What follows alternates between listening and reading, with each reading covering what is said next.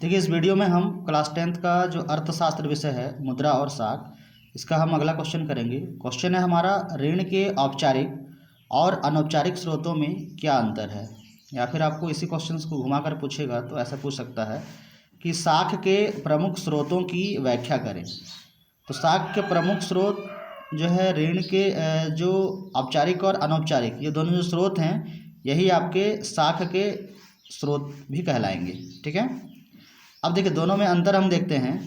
तो आप अंतर इस तरह से लिखेंगे, एक तरफ लिखेंगे औपचारिक स्रोत और एक तरफ से अनौपचारिक स्रोत। तो औपचारिक स्रोत में पहला नंबर में जो है देखिए हमारा, इसके अंतर्गत आने वाले स्रोत सरकार द्वारा पंजीकृत होते हैं तथा इन्हें सरकारी नियमों व विनियमों की पालन करने की अनिवार्यता होती है। मतलब ये सारे स्रोत सरकार द्वारा रजिस्टर्ड होंगे तथा जो भी रूल्स होंगे सरकार के उनको पालन करने की एकदम अनिवार्यता होगी इनमें। बट वहीं जगह आप अगर देखिए अनौपचारिक स्रोत में, तो इसके अंतर्गत आने वाले स्रोत सरकार द्वारा पंजीकृत नहीं होते हैं तथा इन्हें सरकारी नियमों व विनियमों की पालन करने की अनिवार्यता भी नहीं होती है। दूसरा नंबर आप देखेंगे औपचारिक स्रोत का, इनका उद्देश्य लाभ कमाने के साथ साथ सामाजिक कल्याण भी है, परंतु अनौपचारिक स्रोत में सिर्फ और सिर्फ उनका उद्देश्य होता है लाभ कमाना। ठीक है, फिर आप देखेंगे तीसरा नंबर औपचारिक स्रोत का, इन स्रोतों में ब्याज दर कम होता है, परंतु अनौपचारिक स्रोत में देखेंगे तो वहाँ पे जो ब्याज दर होता है वो उच्च होता है। मतलब आप लोन लेंगे ना, तो औपचारिक स्रोत से आपको ब्याज दर जो है वो कम देना पड़ेगा आपको, और परंतु अनौपचारिक स्रोत में आपको ज़्यादा ब्याज दर देना पड़ता है आपको। ठीक है, चौथा नंबर देखिए क्या है, इन स्रोतों में कोई अनुचित शर्त नहीं लगाए जाते हैं। अनुचित शर्त मतलब कि ऐसा है कि आप लोन लेंगे तो जैसे मान लीजिए कोई आप किसी ऐसे व्यक्ति से ले रहे हैं या जो कि औपचारिक अनौपचारिक स्रोत से संबंधित है वो, तो वो क्या करेगा, कोई भी अनुचित शर्त लगा सकता है जो उचित ना हो।